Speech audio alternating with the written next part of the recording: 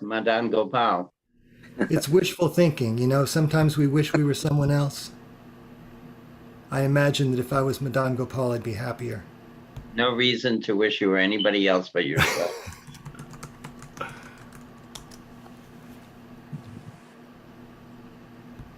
My obeisances to all. And to you, Gurudas Prabhu. Hare Krishna. Hare Krishna. All right. Om Jnanatimirandasya Jnananjana Shalakaya Chakshurun Militam Yena Tasmai Shri Gurave Namaha Nama Om Vishnupadaya Krishna Prestaya Bhutale Srimate Bhaktivedanta Swaminiti Namine Namaste Saraswate Deve Gauravani Pracharine Nirvishesha Shunyavadi Paschatya Deshatarine Shri Krishna Chaitanya Prabhu Nityananda Shri Advaita Gadadhar Shivasadi Gaura Bhakta Vrinda Jai Shri Krishna Chaitanya Prabhu Nityananda Shri Advaita Gadadhar Shivasari Gaura Bhakta Vrinda Hare Krishna Krishna Krishna Hare Hare Hare Rama Hare Rama Rama Rama Hare Hare Hare Krishna Krishna Krishna Hare Hare Hare Rama Hare Rama Rama Rama Hare Hare Hare Krishna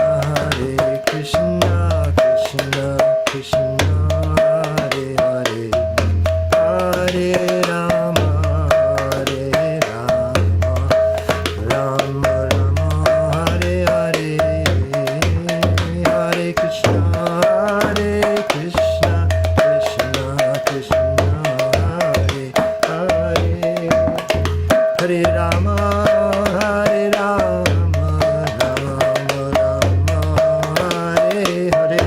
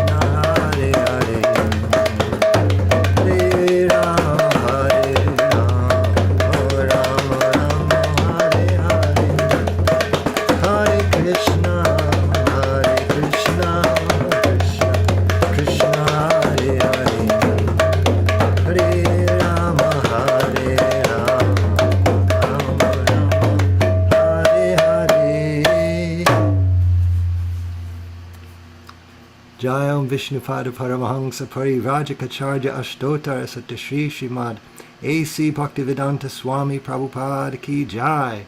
Anantakoti Vaishnava Vrinda Ki Jai. Namacharya Haridas Thakur Ki Jai. Prem Se Kaho Shri Krishna Chaitanya Prabhu Nityananda Shri Advaita Gadadhar Shri Vasadi Gaur Bhaktivinoda Ki Jai. Shri Shri Radha Krishna Gopa Gopinath Shyamakund Radha Kund Giri Govardhan Ki Jai. Shri Vrindavan Dham Ki Jai. Shri Navadvip Dham Ki Jai. Ganga Mai Ki Jai. Jamuna Mai Ki Jai. Bhakti Devi Ki Jai. Tulsi Devi Ki Jai. Samaveta Bhaktavrinda Ki Jai. All glories to the assembled devotees. All glories to the assembled devotees. All glories to the assembled devotees. Gaur Premanande Hari Hari Bol. Welcome everyone for Srimad Bhagavatam class. It is Monday, August 8th, 2022. I got a note from Jayādvaita Maharaj a little earlier today saying that he would be MIA today for tonight's presentation. So fortunately, we are very blessed indeed that Mahesh Pandit Prabhu has agreed to speak to us tonight from the third canto, 6th chapter, starting tonight with verse number 36, speaking on the universal form. And we're very eager to hear your questions and comments tonight. And if someone would like to lead tonight's closing kirtan, send me a direct message. We'd love to hear that too. And Mahesh Pandit Prabhu, I will now pass the microphone over to you. Thank you so much. Hare Krishna. Thank you, Ekendra Prabhu. Hare Krishna. Am I Perfect. heard okay? Perfect. Okay. Very Because good. I blocked that fan thing there. The last time we had some complaints. So Doing good. thanks. So thank you for joining the Zoom class today on Srimad Bhagavatam, third canto, chapter 6, verse 36. I pay my obeisances to His Holiness Jayādvaita Swami, hoping to receive his blessing, and my humble obeisances all the Vaishnava devotees on this Zoom channel. Again, thank you, Ekendra Prabhu, for giving me chance to give this class, Zoom class today. It's my own purification. Indeed. Thank you. And today is a special day. It's a Ekadashi, Pavitro Ekadashi. So I hope everybody is doing good on the Ekadashi day. So today's verse, let's start 3:6:36.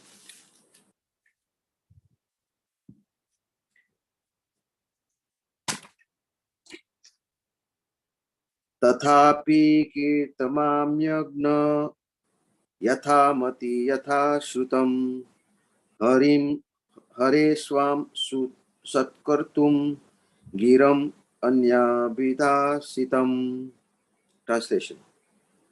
In spite of my inability, whatever I have been able to hear from the spiritual master and whatever I could assimilate, I am now describing in glorification of the Lord by pure speech. For otherwise, my power of speaking would remain unchaste.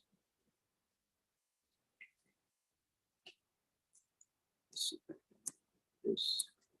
Purport. The purification of the conditioned soul necessitates purification of his consciousness. By the presence of consciousness, the presence of the transcendental soul is verified. And as soon as the consciousness leaves, the body, the material body, is not active. Consciousness is perceived, therefore, by activities. The theory put forward by empiric philosophers that consciousness can remain in an inactive state is the proof of their poor fund of knowledge. One should not become unchaste by stopping the activities of pure consciousness. If the activities of the pure consciousness are stopped, certainly the conscious living force will be otherwise engaged, because unless engaged, the consciousness has no standing. Consciousness cannot be silent, even for a moment. When the body does not act, the consciousness acts in the form of dream. Unconsciousness is artificial. by induced external help, it remains for a limited period. But when the intoxication of the drug is finished, or when one is awake, the consciousness again acts earnestly. Maitreya's statement is that in order to avoid unchaste consciousness activities, he was trying to describe the unlimited glories of the Lord, although he did not have the ability to describe them perfectly. This glorification of the Lord is not a product of research, but the result of hearing submissively from the authority of the spiritual master. It is also not possible to repeat all that one has heard from his spiritual master, but one can narrate as far as possible by the one's honest endeavor. It does not matter whether the Lord's glories are fully explained or not.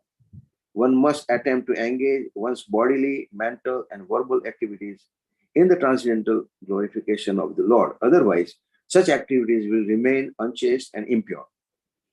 The existence of the conditioned soul can be purified only by the method of engaging mind and speech in the service of the Lord.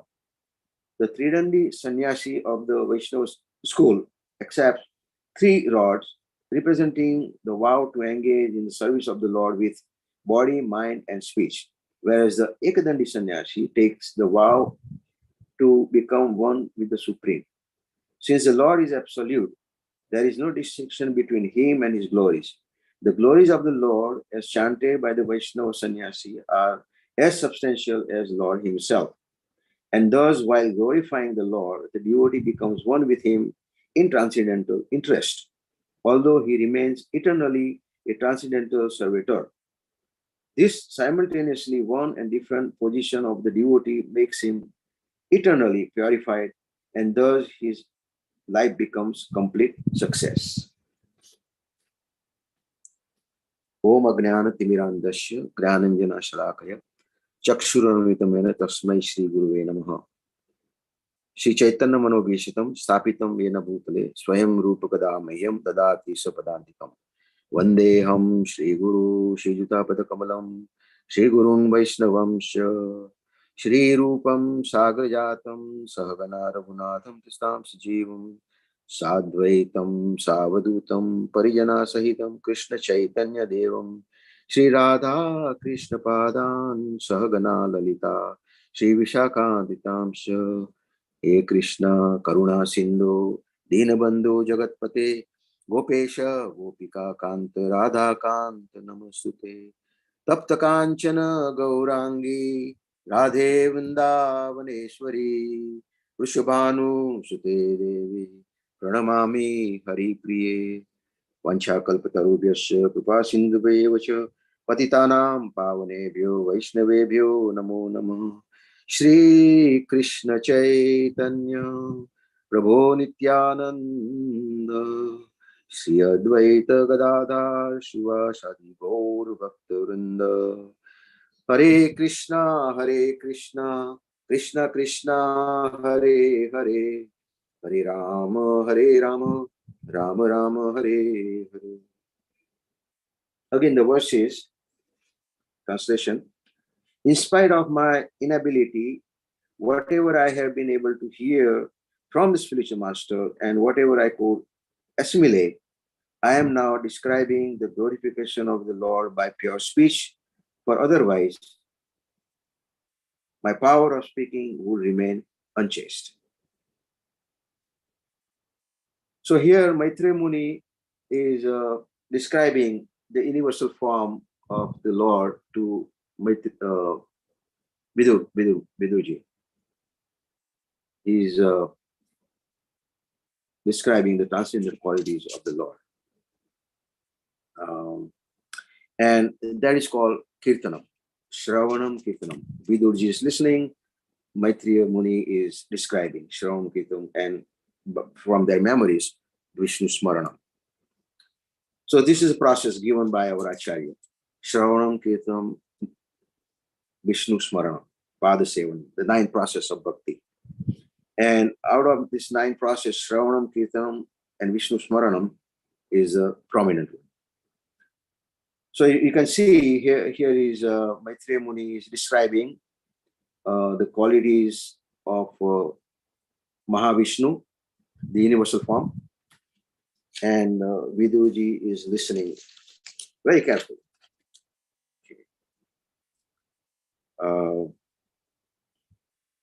In spite of inability, whatever I have been able to hear from our spiritual master, we have to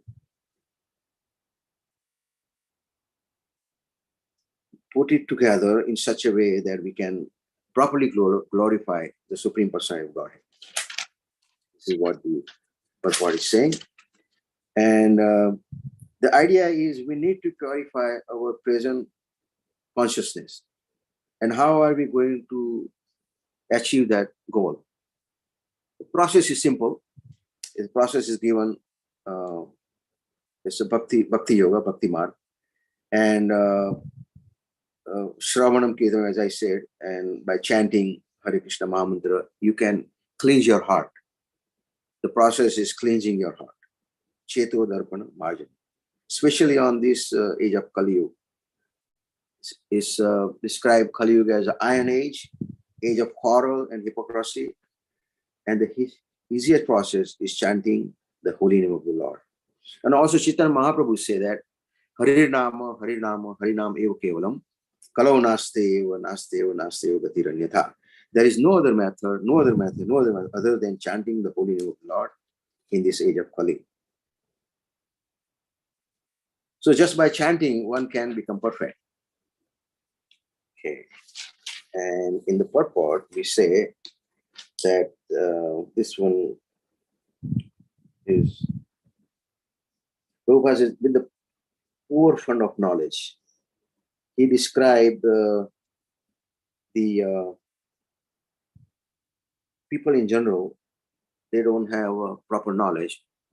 And that's why they, even though they're putting forward their ideas and stuff like consciousness and all that, but because of the poor fund of knowledge, because they have no better substance in their brain, Prabhupada says nicely, poor fund of knowledge, they are describing like that. So at any time, we cannot lose our consciousness. And if we lose our consciousness, that means something from us went out and the person is pronounced dead. So consciousness has to be there. And it says that even though you describe the qualities of Krishna and his pastime imperfectly, as long as you hear from your spiritual master and from the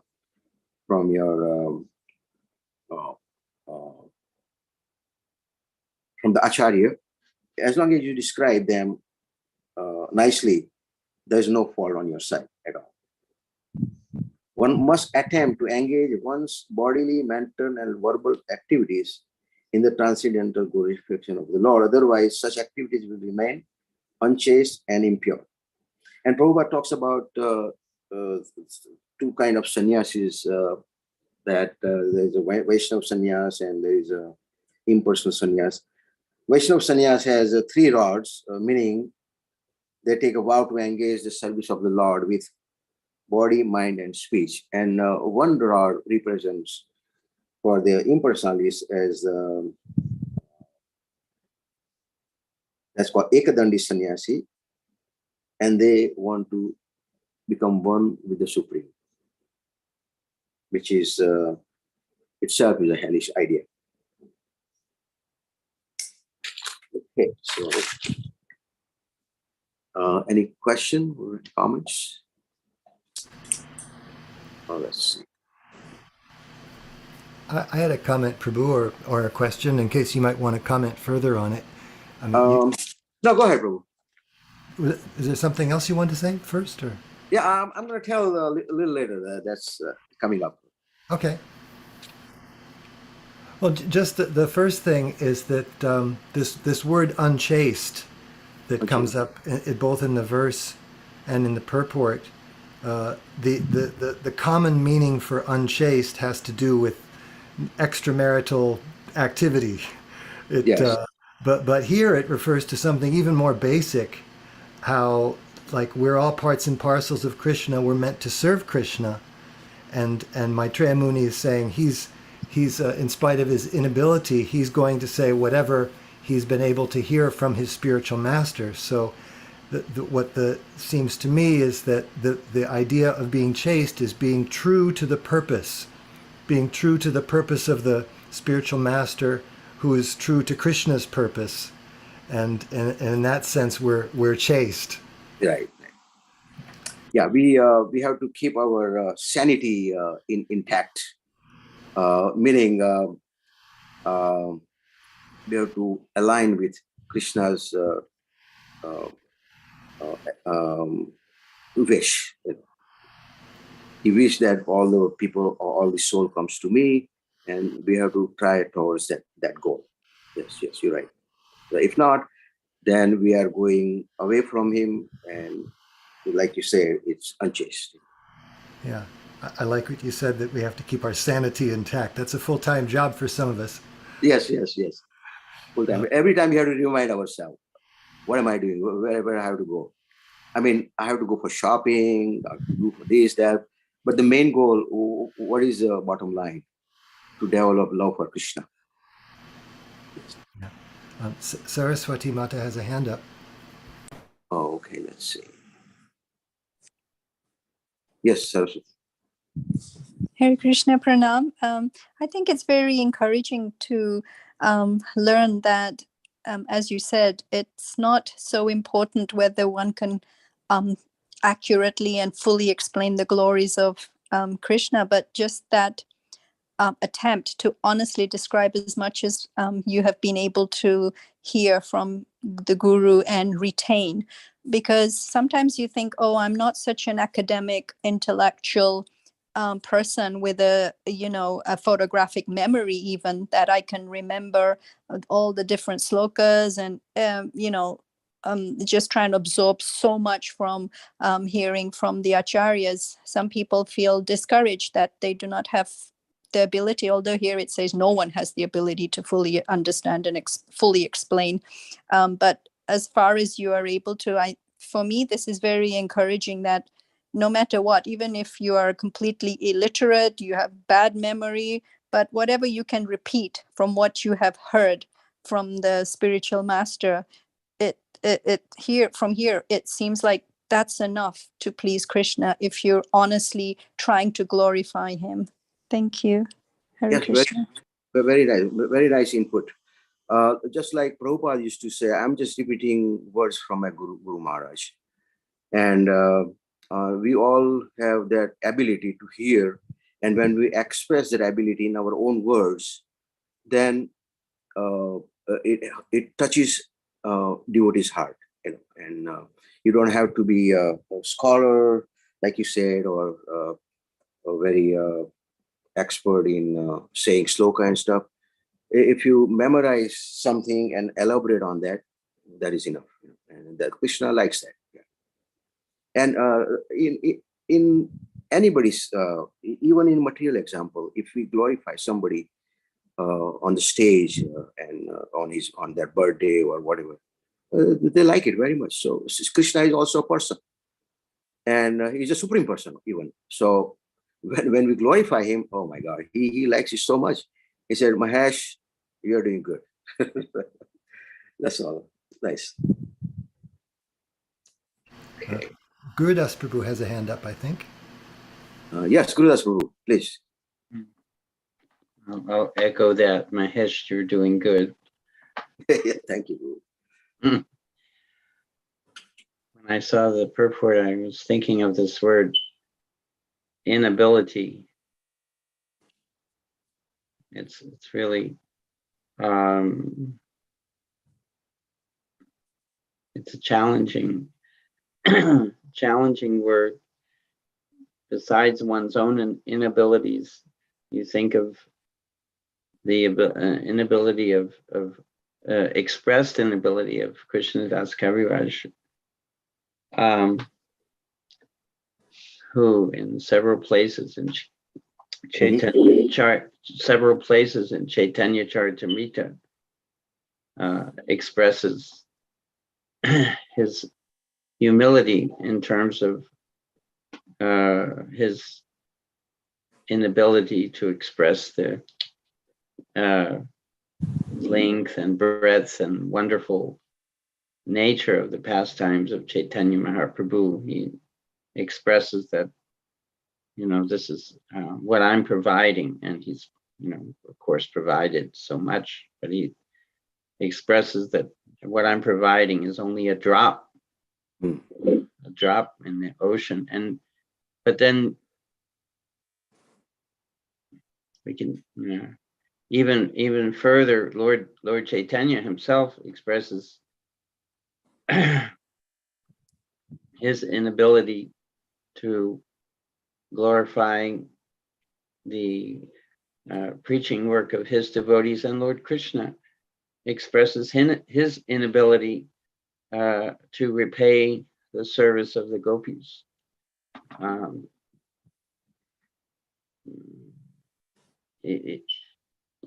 So it's quite a wonderful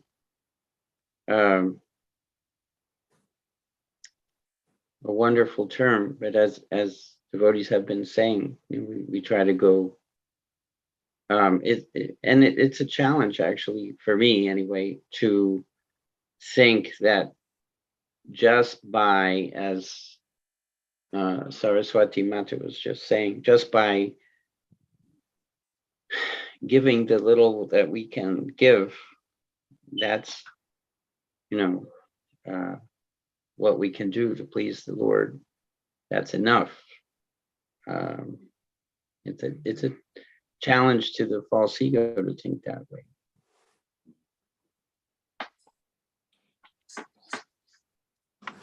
Thank you, Gurudas Prabhu.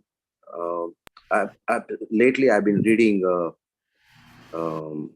Poor Man's Bhagavatam by Satsur Maharaj.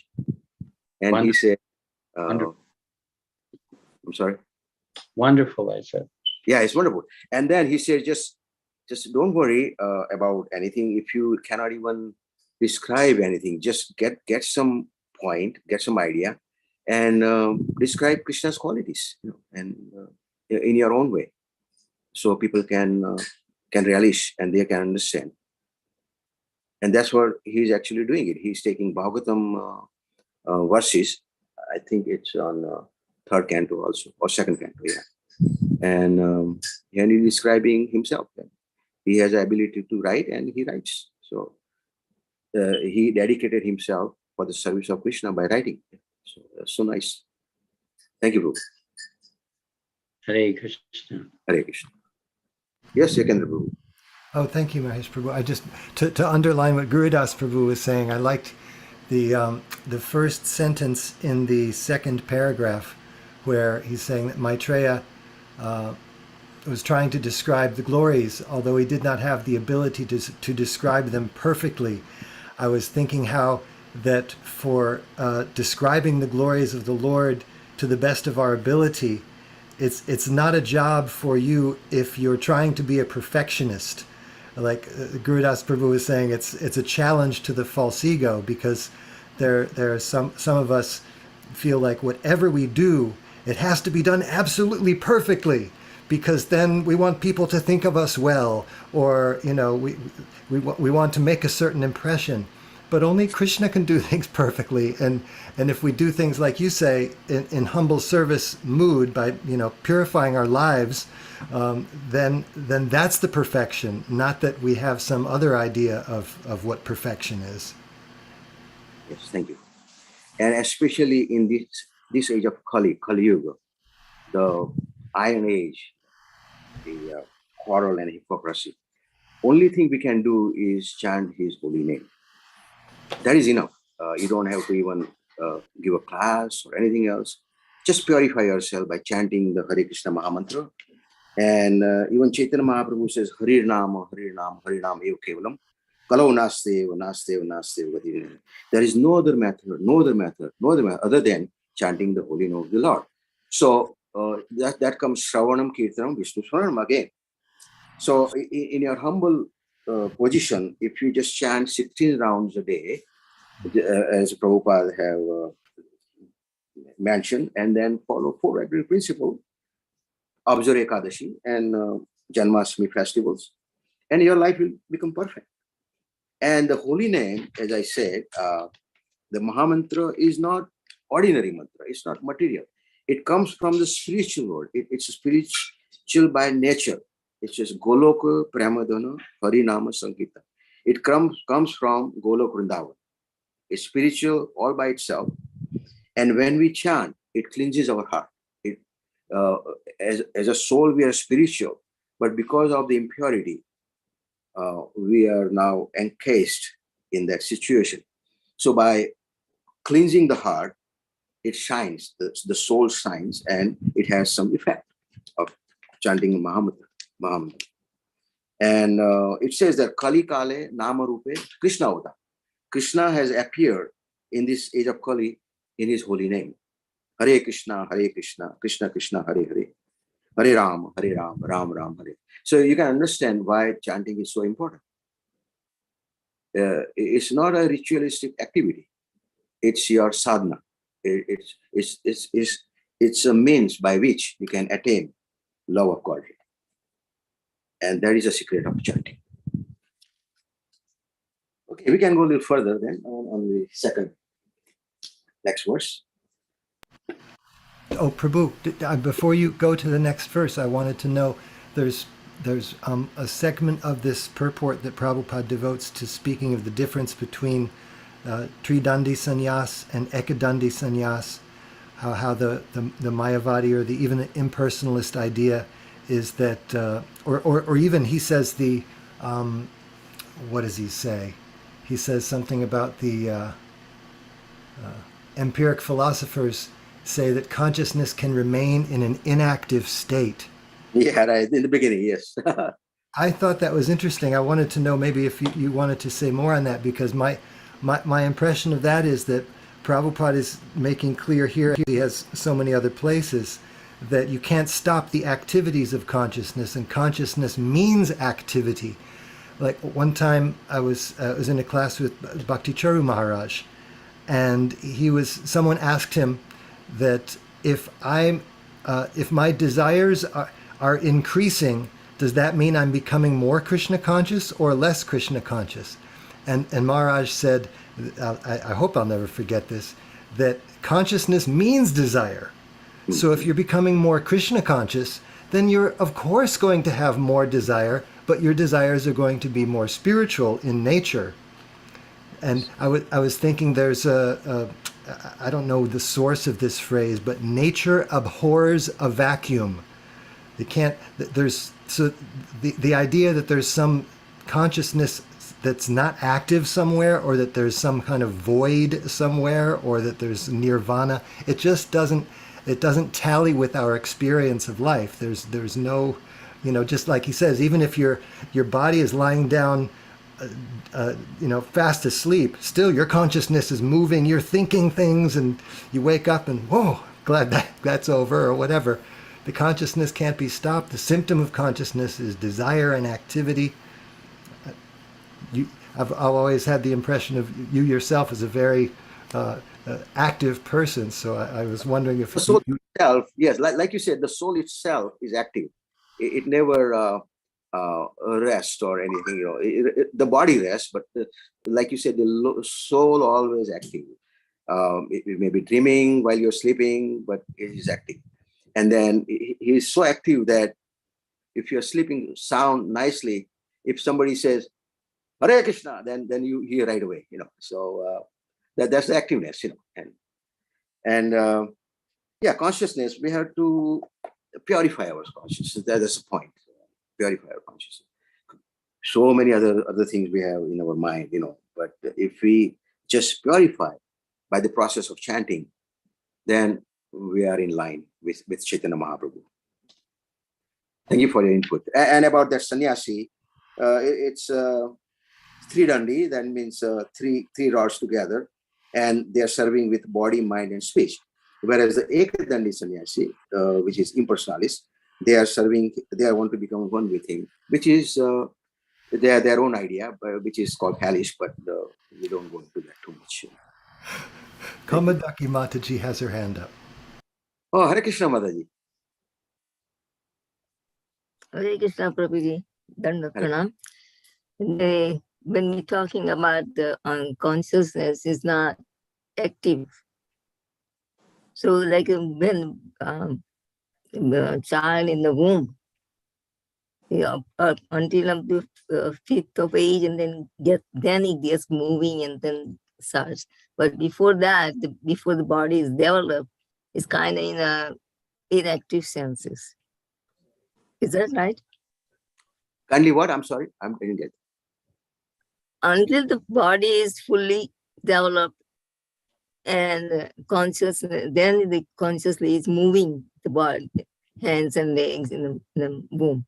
But before that, is not active because it's not developed the body. So that is a state, unconscious like that, or inactive state. Yeah, it's a good question. Soul is there. The soul is there, right? So as long as the soul is there, he is considered active, even though he's not moving. So the life starts as soon as the soul enters. That is a point. Yeah, this life starts, but the not activities there. Yeah, it cannot do anything in the womb anyway. So yeah. So even though it's inactive, state. Yeah, it is active because even small movement, the mother can feel it, and the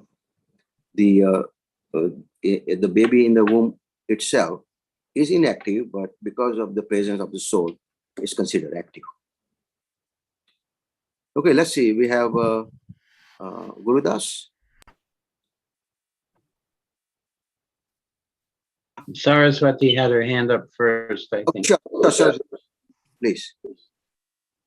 Yes, I just wanted to kind of expand on about the child in the womb, because I read in the Bhagavatam, I can't remember which canto, that the child is actually praying to Krishna because it's in such an abominable, painful position.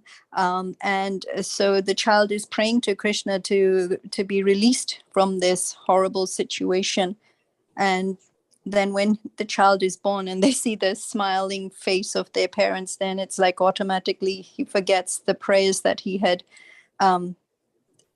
said while in the womb.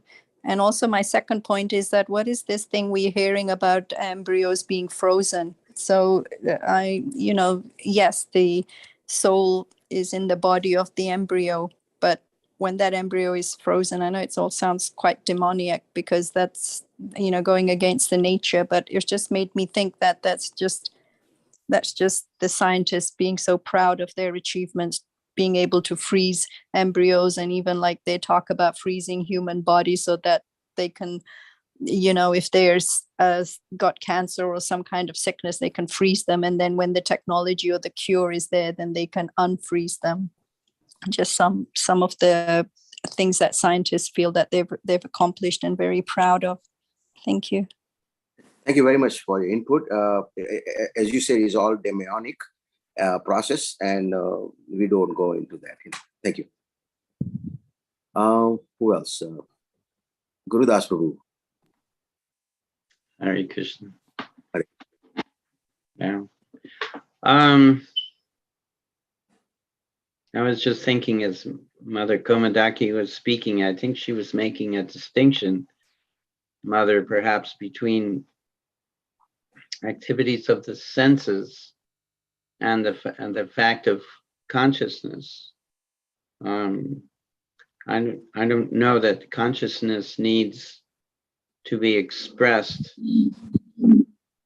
through the senses. That develops at a certain point in the womb, as you said, were rightly pointing out. But consciousness is there from the beginning, as I think Mahesh you were referring to. And what's interesting about this distinction in the purport Prabhupada makes between consciousness and unconsciousness, it appears to this person's faulty interpretation, it appears that Prabhupada is almost saying there's no such thing as unconscious. Even in when we're sleeping, we're conscious, we're dreaming. The consciousness is always active. So what material science, please correct me, anyone, material science refers to as unconsciousness when we're in a sleeping state. We're actually conscious, just one may not remember it when he wakes up, but according to our Bhagavatam, the consciousness is active and working. I'm interested if anyone wants to comment on this idea of unconsciousness and how strongly Prabhupada is saying that. And it appears to me to be, let me see the purport here. Yeah, I can see that. This Unconsciousness cannot be silent for a moment. Unconsciousness is artificial.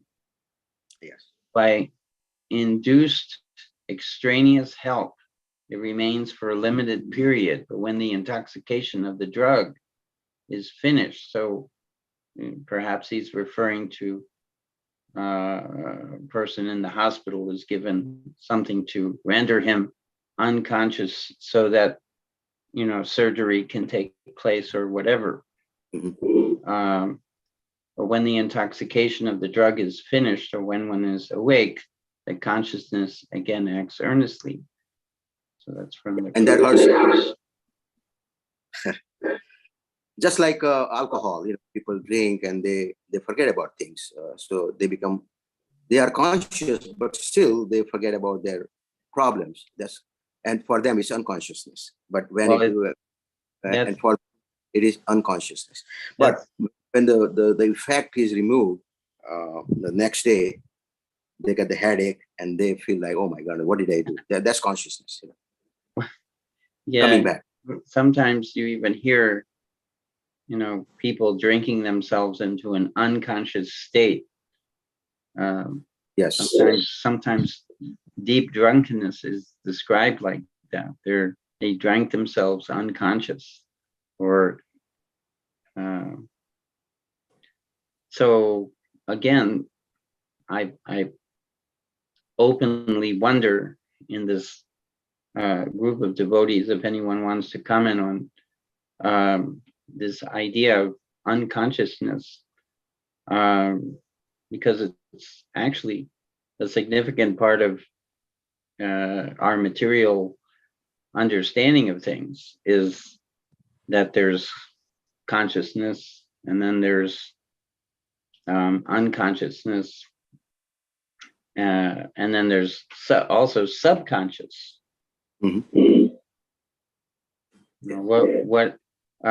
What in our parlance, as far as I understand, in the Western, and I'm not a medical person, but my understanding that subconscious is the dream state, is where that's considered to be the state of dreams. Kendra, do you want to comment on that? I hear what you're saying. I don't really have much more to say about that. Okay. All we have to do is become conscious of Krishna, and we'll be all right. So let's go further. Number 37. Ekanta labham vachaso napumsam sushlokam guramahu suteshva vidva vidyayam katha sudaya sum prayogam. Translation. The highest perfectional gain of humanity is to engage in discussion of the activities of the glories of the pious actor. Such activities are so nicely arranged in writing by the great learned sages that the actual purpose of the ear is served just by being near them. Purport. The impersonalists are very much afraid of hearing the activities of the Lord because they think that the happiness derived from the transcendental situation of the Brahman is the ultimate goal of life. They think that everyone's activity, even that of the personality Godhead, is mundane. But the idea of happiness is indicated in this verse is different because it relates to the activities of the Supreme Personality, who has transcendental qualities. The word guna vadam is significant because the qualities of the Lord and his activities and pastime are the subject matter for the discussion of the devotees. Machittam, yeah, there's a verse in, we'll discuss that. Okay. A Rishi like Maitreya is certainly not interested in discussing anything pertaining to mundane qualities. Yet, he says that the highest perfection stage of transcendental realization is to discuss the Lord's activities. Sri Jiva Goswami therefore concludes that topics regarding the transcendental activities of the Lord are far beyond the transcendental realization of Kaivalya happiness. These transcendental activities of the Lord are so arranged in writing by the great sages that simple by hearing of those narration of one becomes perfectly self-realized, and the proper use of the ear and the tongue is also achieved. Srimad Bhagavatam is one of the great literature, and the highest perfectional stage of life is attained simply by hearing and reciting its contents. Here again, the hearing and chanting is empathized here. And the sloka I was talking about in Bhagavad Gita was 10.9. Machitta madagata prana bodhayanta parasparam katanstasya mam nityam tushyanti cha ramanti cha. The thoughts of my pure devotee dwells in me. Their lives are fully devoted to my service, and they derive great satisfaction and bliss from always enlightening one another and conversing about me. And further, he says, to those who are constantly devoted to serving me with love, I give understanding by which they can come to me. And that's a final conclusion. Krishna gives us understanding by which we can go towards him if we follow the process.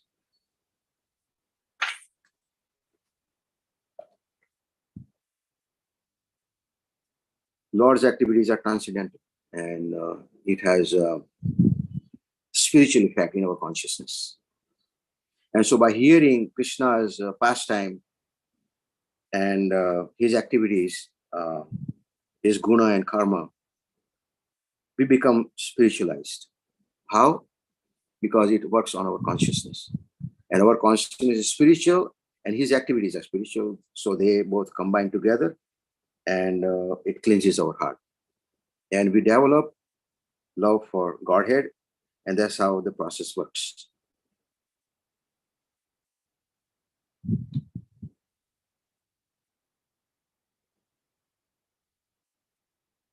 Maitreya Rishi says that discussing anything pertaining to mundane activity, yet he says that the highest perfection stage of transcendental realization is to discuss the Lord's activities. Again and again, Lord's activities are transcendental, and we have to discuss them in the association of the devotees.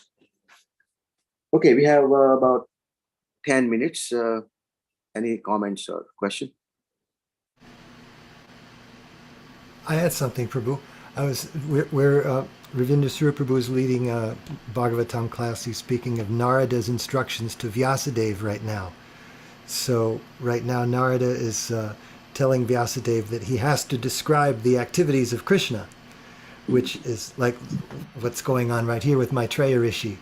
That, what is it? Yes, the highest perfectional stage of transcendental realization is to discuss the Lord's activities, because the idea of kaivalya, or the idea of voidness, it's just a mundane idea, because you can't be one with something that's different from you in terms of, quantitatively so much vaster than you, in an absolute sense. And at the same time, the way that you actually can enjoy life is by hearing of the transcendental qualities and pastimes of Krishna. So thank you very much. Well, as we are devotees, we know this thing, but about people, they are not Krishna conscious, they always wonder, why this is happening, why this is so. And we have to patiently and very carefully describe that his qualities are transcendental. That means beyond this material world. It has nothing to do with mode of goodness, passion, and ignorance. It's about the three modes, and that's where if it clicks in their mind, so far so good. But like you said, I was reading also same thing. Like Narad Muni comes to Vyasdev, and Vyasdev found out himself right before he comes that what is his mistake. He said he did not describe the qualities of Lord or Krishna in detail, concentrated. And it's interesting here that he knew right away, and then that's when the Narad Muni arrives, and he has to hear from his guru. That's the point. And he tells Prabhu, you have not described sufficiently the glories of Supreme Personality Godhead. You have described all the other things, which is indirectly comes into existence, meaning you have indirectly described the glories of Krishna in Mahabharata and some Puranas, but not directly. So you have to start doing direct service. And that's when he started giving commentary on Srimad Bhagavat, what do you call, before the Bhagavad Puran? Natural commentary. Vedanta Sutra. Vedanta Sutra. Natural commentary on Vedanta Srimad Bhagavatam. So that's when he started directly glorifying Lord Krishna. Interesting how Vyasadeva, being competent of doing anything, and he is a Krishna himself, but he wanted to hear from his guru. That's the point. Thank you. Thank you, Gandharva, for bringing this point. Thank you for speaking so nicely on it. Saraswati Mat has something more in the chat. Oh, in the chat? Okay, let's see.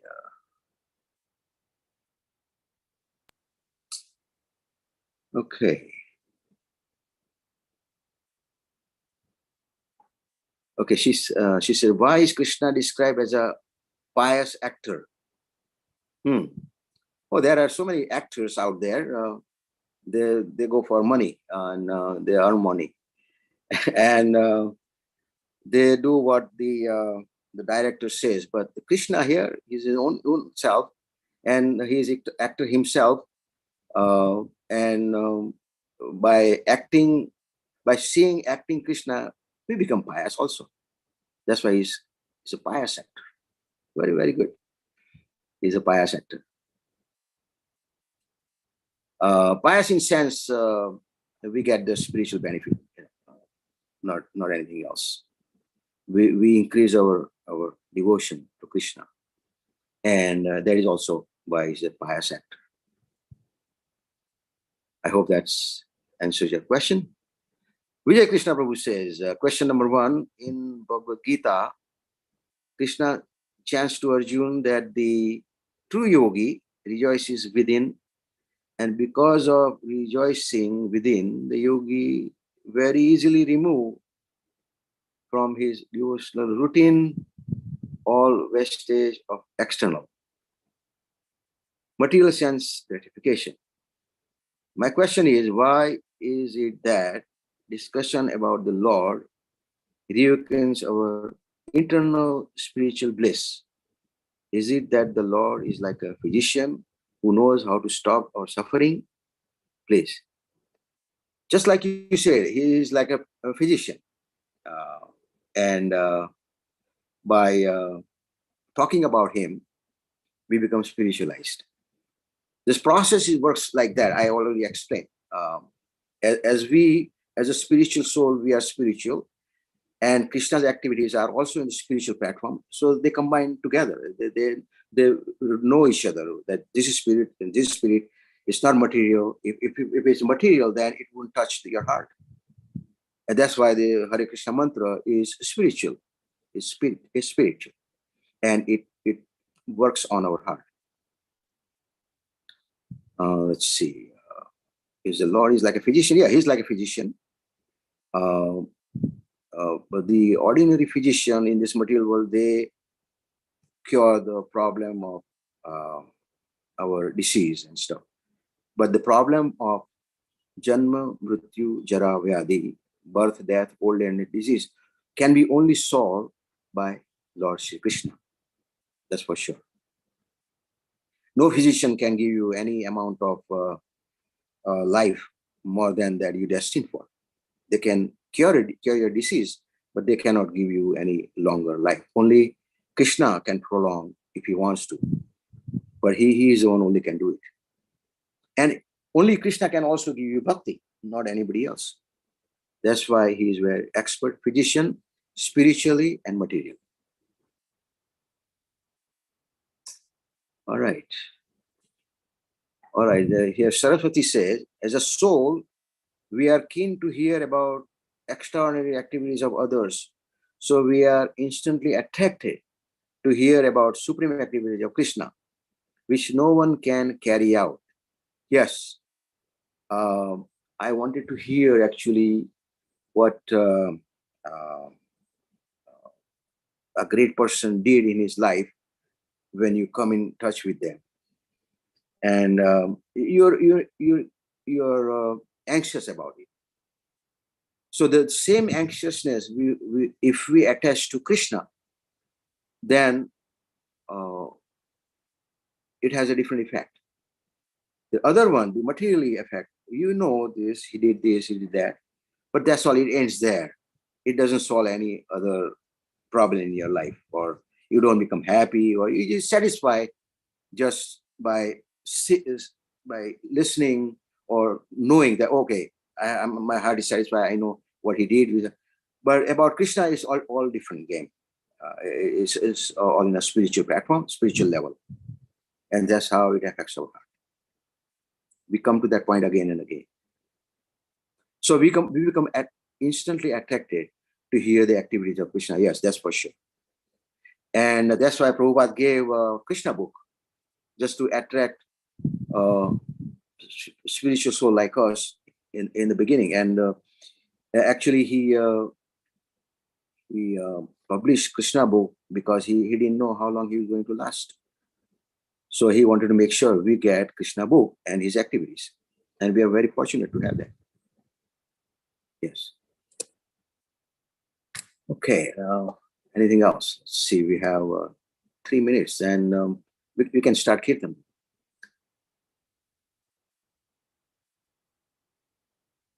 Anybody join? Anybody volunteer for Kirtan? I didn't have any volunteers so far, Prabhu. Okay, I'm going to chant now. Hare Krishna, Krishna Krishna, Hare Hare, Hare Rama, Rama Rama, Hare Hare, Hare Krishna, Krishna Krishna, Hare Hare, Hare Rama, Rama Rama, Hare Hare, Hare Krishna, Krishna Krishna, Hare Hare, Hare Rama, Rama Rama, Hare Hare, Hare Krishna, Hare Krishna, Krishna Krishna, Hare Hare, Hare Rama, Hare Rama, Rama Rama, Hare Hare, Hare Krishna, Krishna Krishna, Hare Hare, Hare Rama, Rama Rama, Hare Hare, Hare Krishna, Krishna Krishna, Hare Hare, Hare Rama,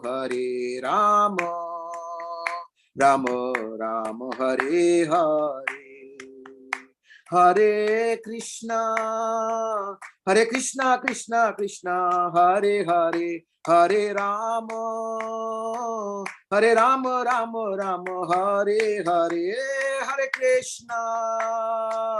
Hare Krishna, Krishna Krishna, Hare Hare, Hare Rama, Rama Rama, Hare Hare, Hare Krishna, Krishna Krishna, Hare Hare, Hare Rama,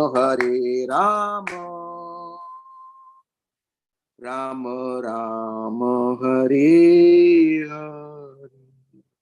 Go Brahmanande, Hare Hare Bo. Hare Hare Be Bol. shant and be happy. Thank you. Thank you so much, Mahesh Pandit Prabhu. Vijay Krishna Prabhu says, wonderful session as usual. Mahesh Prabhu's presentation of Srimad Bhagavatam is such a blessing. Feeling so happy, Vijay. Thank you, Vijay Krishna Prabhu. Thank you. You're most welcome, Prabhu. Wonderful. Amazing. Hare Krishna. Hare Krishna. Thank you. I hope Maharaj joins us next time. Hope so. We keep in touch, and he sometimes is able and sometimes isn't. But we're so glad you could speak to us today. Well, thank you for engaging me. That's so nice. Oh. Hare Krishna. Hare Srimad Krishna. Bhagavatam ki jai. Srila Prabhupada ki jai. Mahesh Pandit Prabhu ki jai. Jai. Bhakta Vrinda ki jai. Jai. Jai. Gaur Premanande.